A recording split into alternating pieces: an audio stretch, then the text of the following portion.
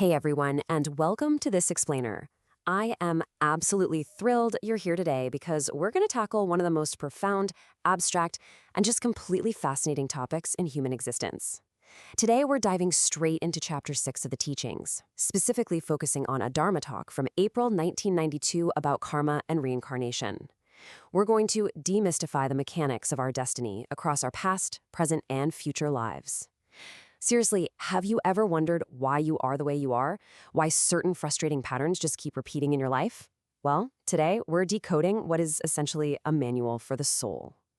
We'll be breaking down the ancient, cosmic laws of cause and effect using an incredibly analytical and structured approach. We are literally going to make the invisible spiritual world visible for you.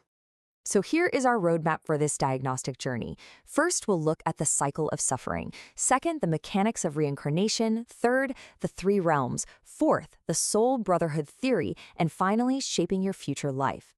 Before we get into the heavy spiritual mechanics, I really want you to ask yourself a super direct question. Think about it. When things go wrong, do you feel like you're just a victim of a bad hand? Or is it possible that you actually dealt the cards yourself in a past life?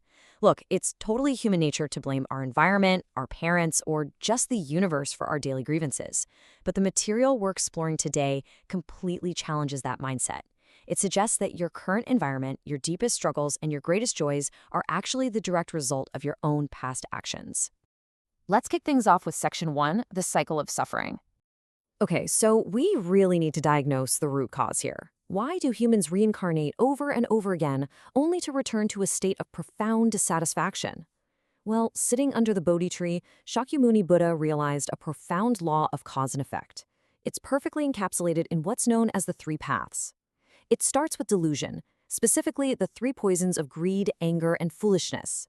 When our minds are clouded by these delusions, it directly drives our daily karma, which just means our actions and our ingrained habits. And what is the inevitable result of these negative karmic actions? Suffering. It's a precise logical sequence.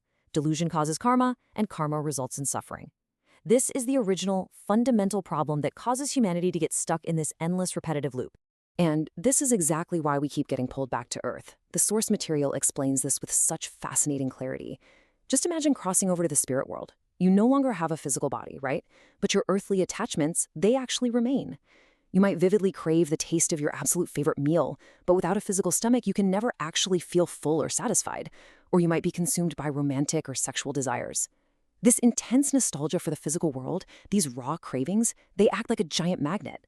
Because the spirit world simply cannot satisfy these physical urges, the soul is literally compelled to return to the earthly realm.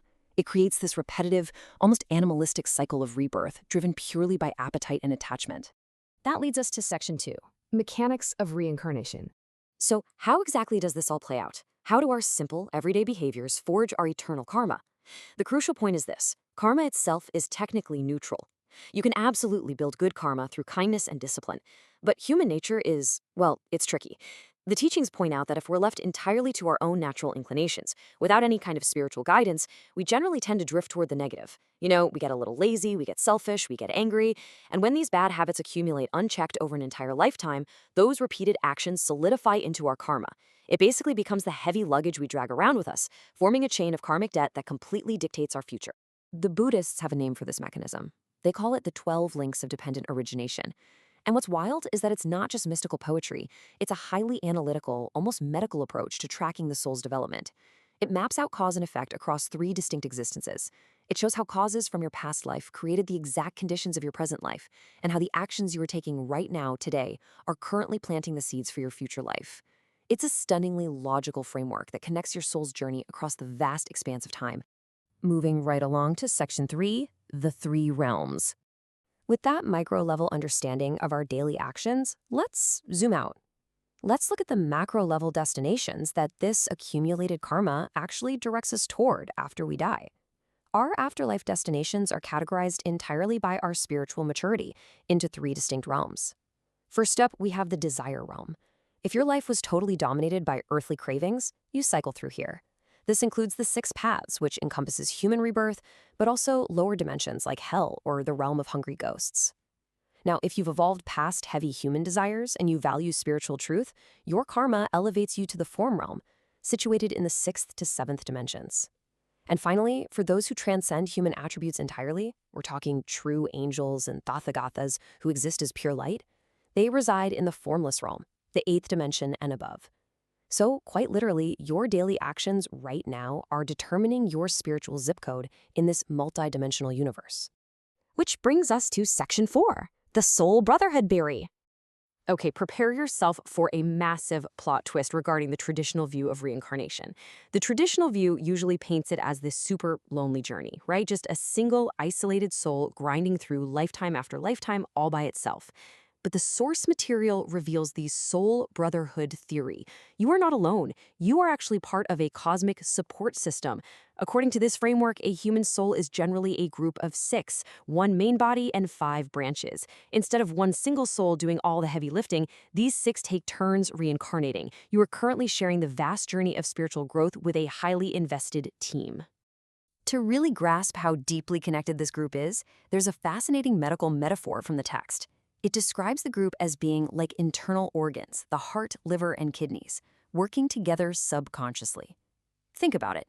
You don't consciously tell your lungs to breathe or your kidneys to filter, but they work together constantly to keep your whole body alive. The soul brotherhood operates the exact same way. If the branch soul currently on Earth makes terrible choices and falls into hell, the overall spiritual energy of the entire group plummets. This prompts the other 5 members back in the spirit world to desperately work harder, sending guidance and striving to heal their fallen brother to elevate the collective soul. No pressure, right? But seriously, your spiritual success or failure impacts your entire cosmic family. And finally, Section 5, Shaping Your Future Life.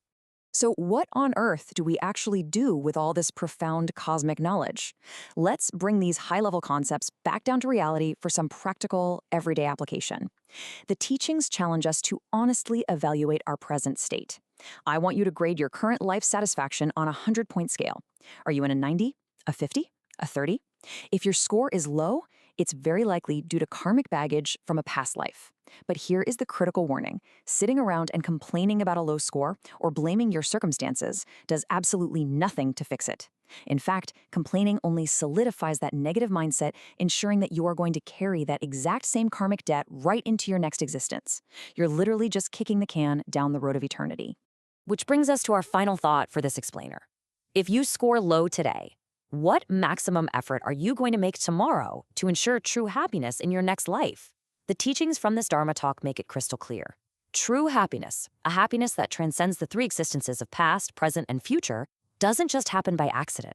It requires seeking enlightenment, letting go of those toxic earthly attachments we talked about, and putting in maximum effort right now, in the present moment. Your future is absolutely not some predetermined punishment. It's a blank canvas, and your daily actions are the brushstrokes. So what kind of future are you going to paint starting today? Thank you so much for joining me on this deep dive. I hope this framework has helped you see your own life in an entirely new, deeply empowering light.